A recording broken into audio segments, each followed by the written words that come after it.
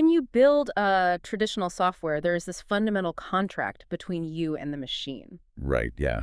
A highly deterministic contract. Exactly. Like if you query a relational database for a user ID that just doesn't exist, the system doesn't, try to guess their name to make you feel better. No, it definitely doesn't. It just returns a null value. It throws an error. I mean, it fails loudly and it fails predictably.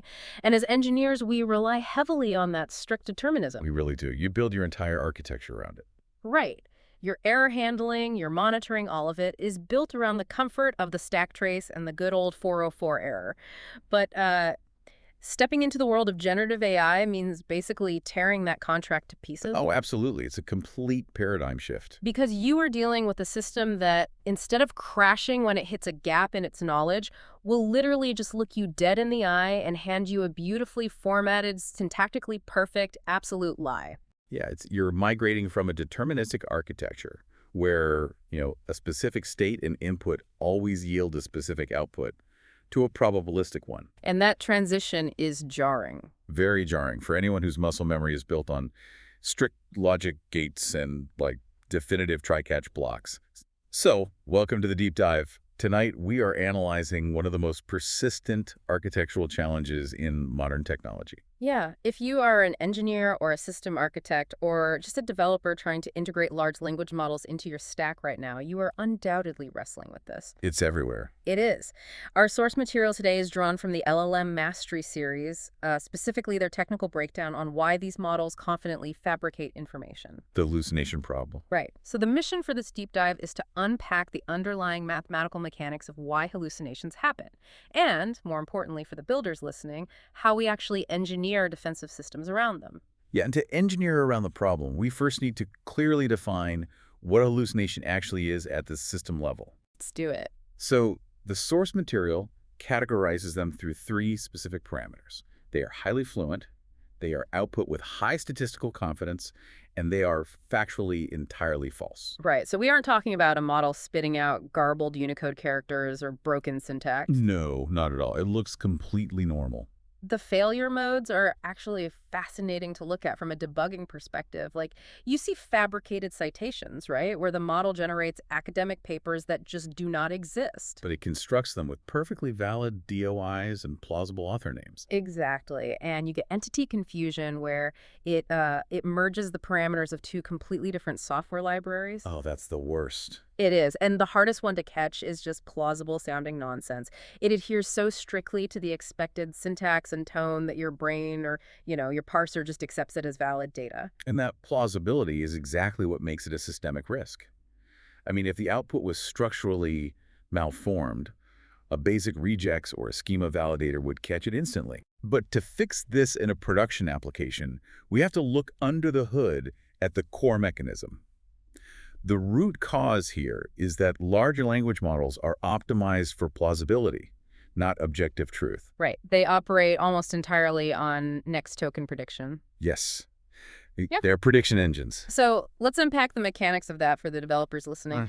I try to think of it like an incredibly fast, highly skilled improv actor. Oh, I like that analogy. Right. Like you pass a prompt to an API endpoint, and the model isn't executing a strict lookup against a verified database of facts. It's playing an improv game where the only hard rule is keep talking and sound good. Yes, but for syntax. Exactly. Yes, and. It maps the sequence of input tokens and calculates a probability distribution over its entire vocabulary for what the very next token should be. Yeah, based on the statistical weights established during its pre-training phase. So it's essentially calculating logits. Those are the raw, unnormalized predictions. Yeah. And then it passes them through a softmax function to generate probabilities. Yeah. When it builds a response, it is iteratively asking itself one mathematical question over and over. Which is? Given this specific sequence of preceding tokens, what is the highest probability vector for the next token? Wow. So the model has literally no internal epistemology. None. It doesn't have a database of true and false flags. Yeah. It only possesses this multi-dimensional map of statistical relationships between token embeddings. It's just math. It's not malicious. It's not lying to you on purpose. Right. It's successfully completing its core objective, generating the most mathematically plausible next word, regardless of factual accuracy. Which leaves us in a really strange spot architecturally. I mean, if the model just got things wrong occasionally and returned an error code, we could build simple error handling. Oh, easily. We implement retry logic and circuit breakers all the time in software. But the real danger lies in how it presents those errors. The source refers to this as the confidence problem. And this is arguably the most critical vulnerability when deploying these systems. An LLM's next token prediction engine generates a factual statement with the exact same declarative sentence structure as a complete fabrication. Right, they sound equally certain when they are right and when they are entirely wrong. Exactly. Yeah. Because there is an absence of epistemic uncertainty in the model's architecture. It just doesn't know what it doesn't know. Because knowledge isn't stored as discrete record. Right, it's a continuous distribution of weights. Man, bringing this back to an engineering perspective, if I ping a REST API and the endpoint is deprecated, I get a 410. Gone. Yep. If I try to insert a string into a Boolean column, my ORMM throws a type error. I can write a try-catch block for that. I can fire an alert to Datadog. You have a signal. Exactly, I have signal. But if I ask an LLM to extract data from a document and format it into a JSON payload, it might return a flawlessly formatted JSON object. Oh, completely flawless. The keys match my schema perfectly. The brackets are closed, the syntax is totally valid. But the values inside those keys might be a completely hallucinated user profile. And from the perspective of the executing code, the API call returned a 200 OK. Right. The parser deserializes the JSON successfully, and that poisoned data just flows silently into your downstream systems. It's terrifying because there is absolutely no internal signal, no metadata flag attached to the token saying, hey, this probability was low, or I'm totally guessing here. So standard debugging and error handling paradigms just don't work. They fail completely. You cannot rely on the component to self-report its failure state. Yeah. We need a totally different approach. Which means we have to treat the LLM not as a trusted data store, but as a fuzzy reasoning engine. Exactly. And because we lack that reliable internal signal from the model, we have to surround it with external scaffolding. This brings us to the mitigation toolkit outlined in the source. Yeah, treating hallucinations requires a defense in-depth strategy. It's an engineering-level mitigation. Okay, let's unpack this toolkit. The source details 3 main approaches, right? Yes. The first and currently most prevalent architectural pattern for this is RAG, Retrieval Augmented Generation. RAG.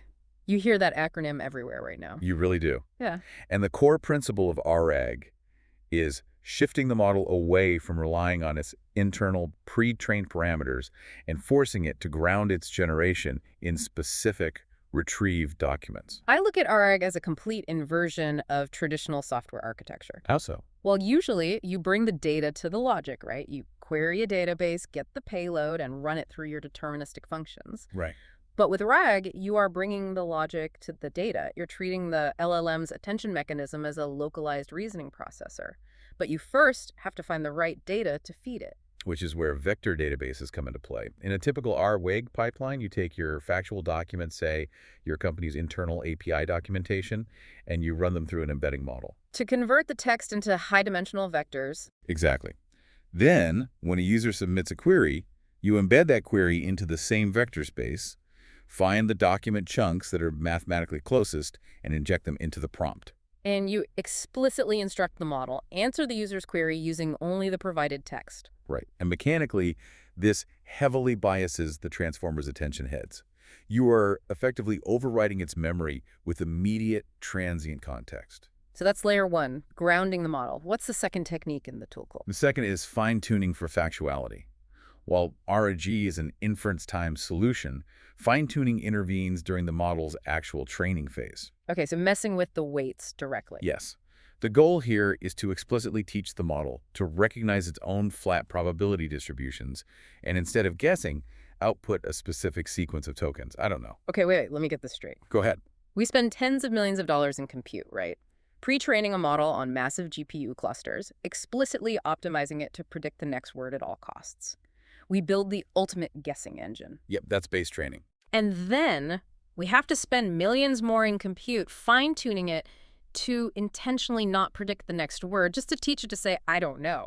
Yeah, the irony is pretty heavy there. That is wild. It is wild, but it highlights the reality of deploying AI. These base models are untamed document completers. These mitigations aren't cures. They are guardrails to manage a system that is fundamentally eager to confabulate.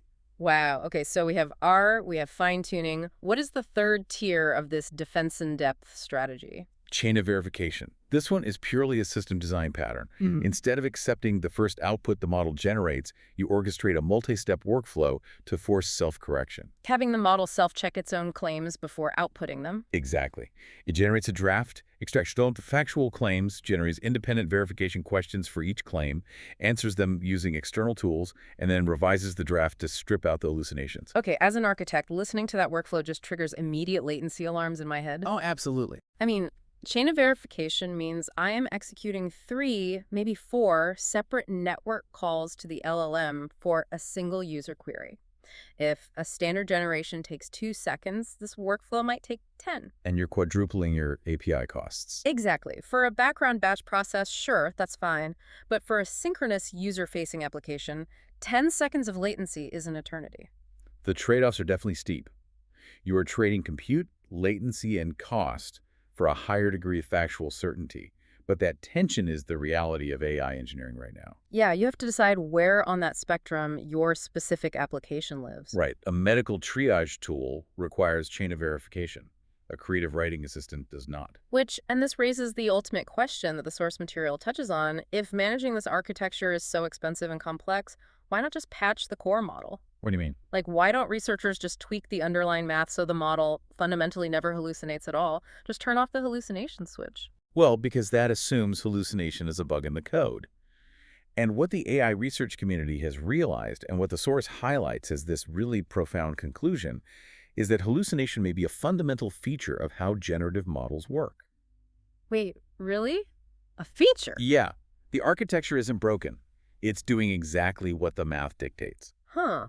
Think back to the latent space we discussed earlier. Yeah. The model navigates this multidimensional space, calculating probabilities and finding novel connections between token embeddings. Right. The exact same mathematical mechanism that enables it to be creative is the exact mechanism that enables confabulation. Oh, I see what you're saying. So the very thing that allows an LLM to write like a clever poem about debugging code in the style of Shakespeare. Which we love. Right, which we love. That is the exact same mathematical traversal mechanism that makes up a fake legal precedent, which we hate. Exactly. You cannot simply turn off the hallucination switch without simultaneously turning off the model's ability to be creative, flexible, and generative.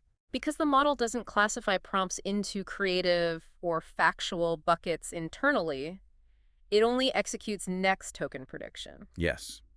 If you completely constrain its probability distribution so it can only output exact matches from its training data, you eliminate hallucinations entirely. But you also destroy the generativity. You break the very mechanism that makes generative AI useful to us. Exactly. You essentially downgrade this complex, adaptable reasoning engine back into a really inefficient relational database. Which brings us full circle. That's why the engineering community has to rely on mitigations like RAG and chain of verification. Right. You manage the system at the architectural layer.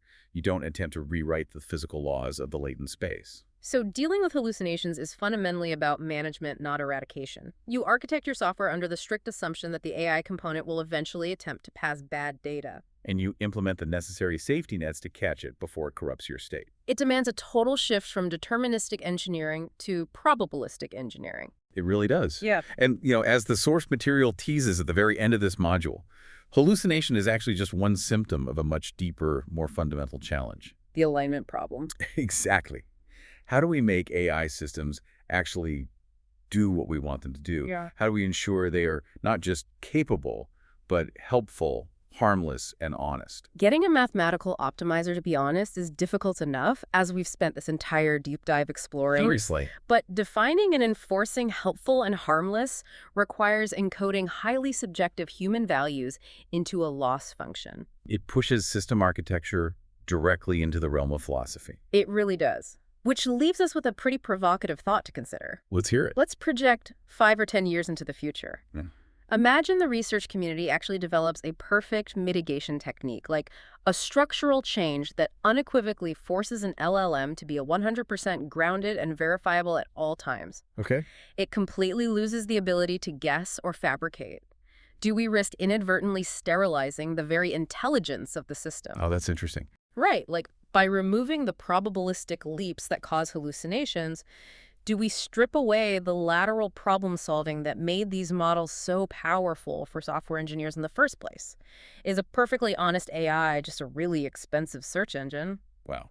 Yeah, we want the absolute certainty of a deterministic system, but we demand the adaptable magic of a probabilistic one. Can we have both? Finding out if those two properties can coexist in a single architecture is probably the defining engineering challenge of our generation.